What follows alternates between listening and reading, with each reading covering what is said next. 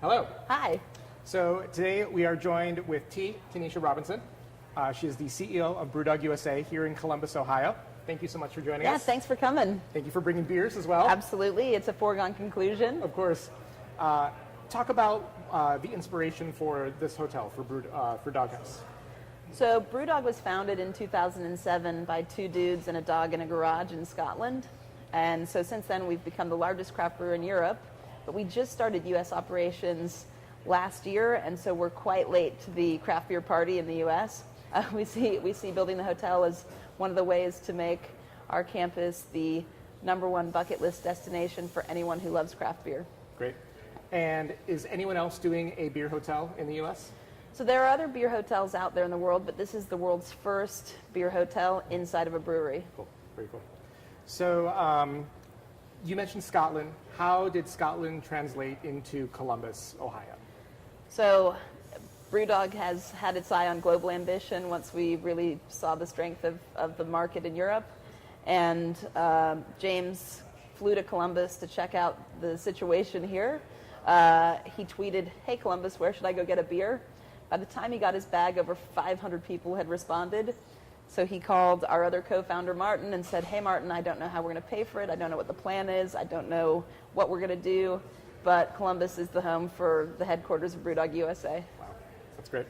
There was a fundraising component of this to start Brewdog, or was this for the hotel? So growing a brewery with our level of ambition is highly capital intensive. And in the midst of Brewdog's growth, banks weren't lending. And so James and Martin were some of the early pioneers of equity crowdfunding, which means that people buy shares in the business. So to date, Brewdog has over 85,000 investors and has raised over $80 million through our program called Equity for Punks. So we know a little bit about crowdfunding, and we felt that the way to test the concept, see if there was enough interest to even build the hotel, we went out on Indiegogo, put up a campaign, and had several thousand investors participate, which is super, super exciting, but it gave us validation that this investment was totally worth it. Sure. Talk a little bit about the stats of the space. So we walk in, this is a massive complex. Square footage, do you know how many barrels or gallons of beer you're producing per year? Yeah. So we're sitting on our campus, which has a 100,000 square foot brewery, a 12,000 square foot tap room.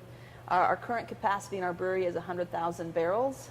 Our current production for this year, we think we'll hit about 25 to 27,000 barrels, which we think might be the best craft brewery debut in the U.S. ever, which we're really, really excited about. The hotel has 32 rooms. 8 of those are suites. Some of those suites actually have garage roller doors that open up into the brewery. And then this is also our sour beer brewery, which is 7,000 square feet. That's great. We've been here for a little bit. We've talked to the staff. We hear that you're currently sold out. Congratulations. What has been the response of the fans to this space? It's been super, super exciting. I think we've got some really unique features in our craft beer hotel here at the Doghouse. So we have draft beer in each of the rooms. We've got mini fridges within reach of the shower, so you can have a shower beer, which if you've never had a cold beer in a hot shower, it is life-changing.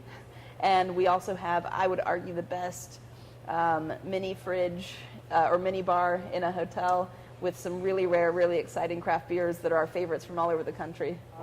If people don't like beer, is there something for people to enjoy here, maybe with their beer significant others? Absolutely. So this is a dog-friendly hotel, so it's also a great destination for dog lovers. We have a dog park and tours. We actually have a beer museum, so for people that aren't sure about their relationship with beer, we've got a beer museum and conference space so people can understand the history of beer and the history of Brewdog.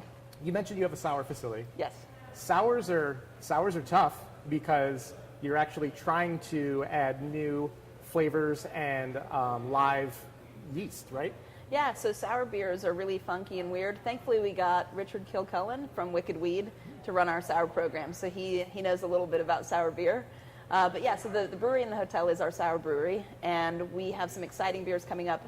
Unfortunately, sours take a really long time to make, but we use natural fermentation and wild yeast and all kinds of weird things, which is why they take so long. And the reason it's in a separate facility is because if those kinds of yeast get into our normal stuff, it's a total disaster. Right. So So coming up, we've got a Brett beer, which we're calling Punk v Funk. So Punk IPA is one of our great headliner beers. And then we're going to do 3 fruited sours. We're planning apricot, cherry, and huckleberry, which is an Ohio fruit. Fun. You mentioned some seasonal beers as well, Yeah. separate from the sours. Can you talk a little bit about that? Yeah, so coming up this fall, there's 2 I'm super excited about. One is called Lost Lager. So it's a dry hopped Pilsner, but super approachable. So we have a good reputation for our IPAs, but I think people are super pumped up about our lager game. And then we have Native Sun, which is a double IPA, which we're really, really excited about to release. It's super citrusy and dry, and we think people are going to love it. Wow. So of all the beers you mentioned, from the standard, the basics, to the seasonals, to the sours, what do you think is the most difficult of those to make? The sours, for sure, because we're using unpredictable bacteria and yeast and then throwing it at a barrel to see what happens. So that's definitely a hard one.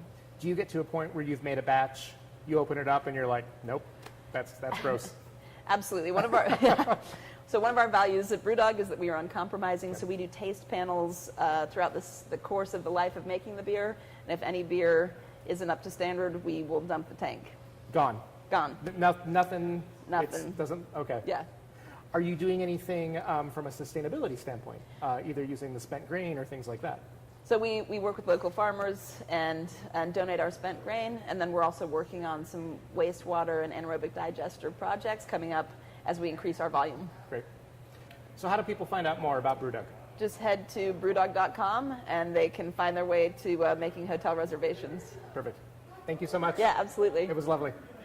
Thank you so much for joining us. We're going to head back to the studio. Cheers. We have to do a cheers. Thank you so much. Cheers. We're going to head back to the studio. Nick?